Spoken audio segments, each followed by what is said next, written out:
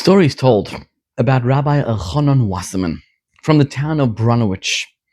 He was living in Europe at the time, and the yeshiva desperately needed money. There was no money, so the yeshiva decided to send him to the United States of America. They heard that in the USA, the streets are paved with gold, and if you would only go to the United States of America and ask the Jewish people to support the yeshiva, all their problems would be solved. So reluctantly, he agreed. And the night before his journey in the ocean, in the boat, to go to New York, one of the yeshiva students comes to him and he says, "You know what? I just heard that one of the wealthiest Jews living in America is a person from the town of Brunowich." And when Rabbi Elchanan heard his name, Yankel, he said, "Oh my God, I learned together with him. I studied together with him. I know him." Amazing. He was so excited. So he made the few weeks journey in the boat, comes to New York, comes to the local shul on the Lower East Side, and he asked the people about the whereabouts of Yankel. Do you know where Yankel from Brunowich is? And they all told him, "Oh my God, his name now is Jack, and he doesn't care about religion anymore. He doesn't support Jewish causes. He doesn't even come to synagogue." So he says, I want to meet him." So they told him where to find his factory. He basically was the person who had the biggest factory of buttons in the United States of America. He made buttons.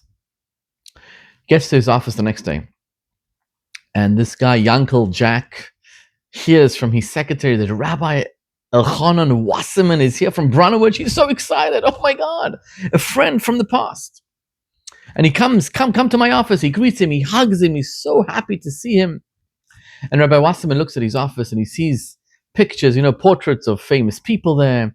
And he sees, nice cars, but he doesn't see, what a yeshiva student should see. He doesn't see any arts and culture. This is what he sees.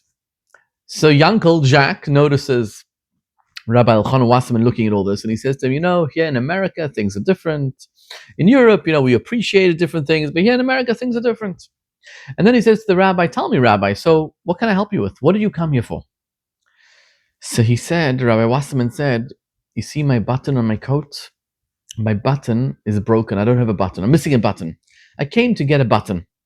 So Yankel laughs. He says, "What? This is what you came? You traveled thousands of miles across the ocean to get a button?" He says, "Yes."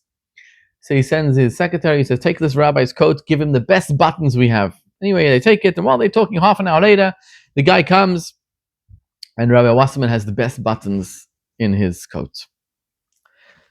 And Rabbi Wasserman turns to leave, and Yankel says, "You sure this is where you came from? You don't need anything else?" He says, "Yes, this is all I came from." And with that, he leaves. The next morning, Rabbi Wasserman is finishing off the morning prayers in the synagogue, and a limousine with a chauffeur, with a driver comes by. And it's Jack, Yankel. He says to Rabbi Wasserman, I spent a sleepless night. There's no way, it's impossible, that you traveled across the ocean from Europe just to get a button. Doesn't make sense. So Rabbi Wasserman says, "You have a question on me, I have a question on you. 1,000-fold more." He says, "Your soul was basking in divine radiance.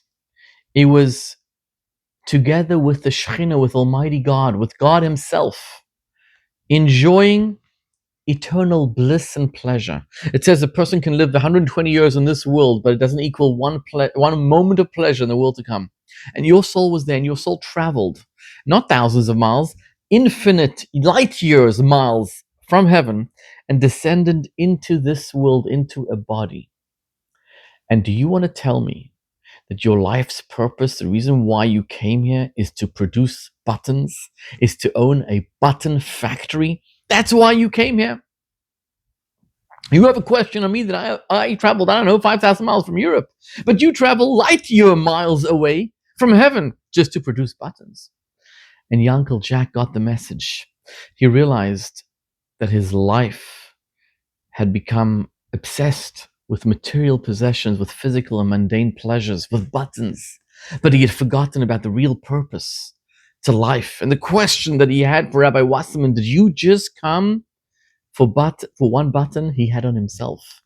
And he changed his life around. He transformed his life. Of course, he gave a generous donation. He supported the yeshiva for many, many years afterwards. But he changed his life. And the message for us is the same thing. You see, The festival of Passover, Pesach, is right around the corner, and thousands of Jews worldwide we will all be sitting around the Seder, asking the four questions, reciting the Haggadah. We're all going to be coming home. You see, during the year, many of us are focused on the mundane and trivial. Instead of focusing on what's truly important in life, we focus on mundane pleasures. Our soul is like a prisoner. Just like our body needs to eat breakfast, lunch, and supper and snacks, our soul needs to be fed as well. How do you feed the soul? By doing a mitzvah, by connecting, by putting on tefillin, by lighting Shabbat candles, by keeping Shabbat. This is how your soul connects. And on Passover, when you're sitting around the Pesach Seder, we all come home. It's the most observed holiday, hands down, for Jews worldwide. But when we're sitting around the Passover Seder and we're asking those four questions, we turn to ourselves and we say, come home. We're home, but let our soul come home as well. Let us feel the passion, the joy of Judaism. Let us not obsess over the buttons in our life, because we all have a version of that yankel in our lives. Let us not obsess over it. Let us obsess over what's truly important, over what the soul needs and cares for. And that is all about Pesach. Chag Sameach, may we all experience true liberation in every sense of the word.